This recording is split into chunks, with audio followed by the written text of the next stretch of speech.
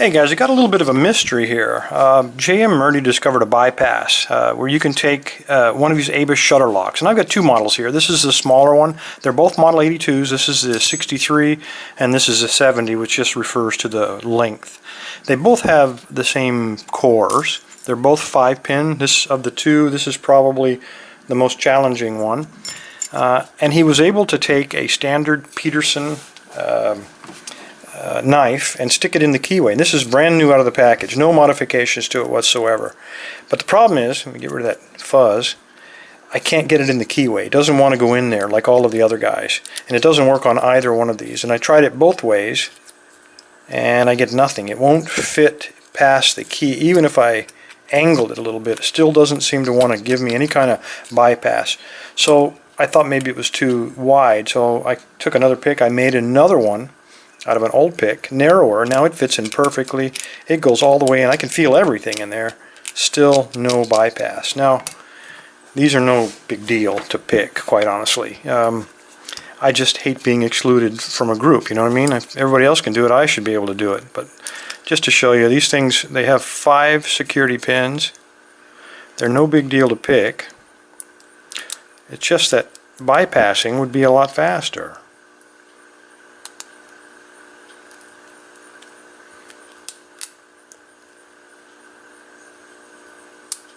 There we go. Bypassing would be a lot faster if we could just figure out how to do it. So let's do that. Let's put this bad boy, we're going to go big or go home, right? Let's take the big one. Let's put it on the milling machine and open up a window right here so we can look inside, check out the guts, and find out why we can't.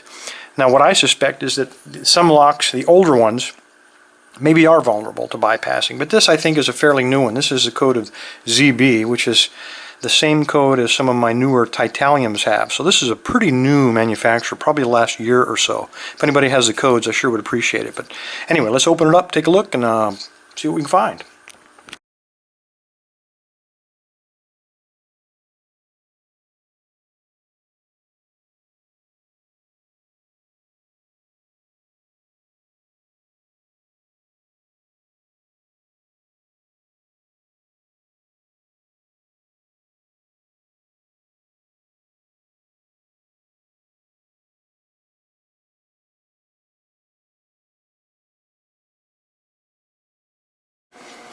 Alright, not the most beautiful job of machining, but it kind of gives us an idea of what's going on inside of there. You can see I machined away the top half of this lock and half of the core. The core still rotates, and you can see that's almost exactly half of it. Oops. So let's put that back in there. So here's what's going on. Obviously when we take the key, we shove the key into the core. It lines up roughly like that with the key pins, and then when they're all lined up we can turn it, and then when we turn this clockwise, now it won't work because I don't have enough leverage, but you can see this small little piece on the end here. That will cause the actuator, let me move that aside there, which I've painted red.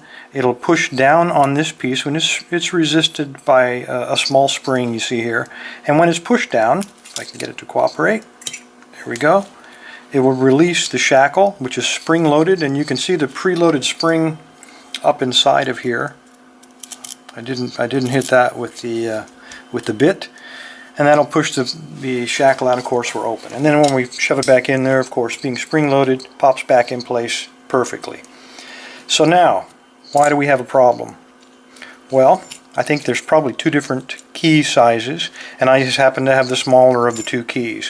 When I try to use this standard Peterson knife and I shove it into the keyway, it's not quite wide enough for it to reach all the way into the back.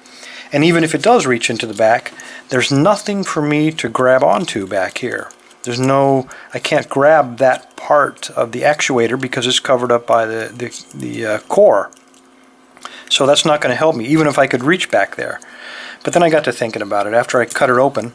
What if, and this is my homemade pick, what if I took a homemade pick and I sharpened it literally as sharp as a needle on the tip of this?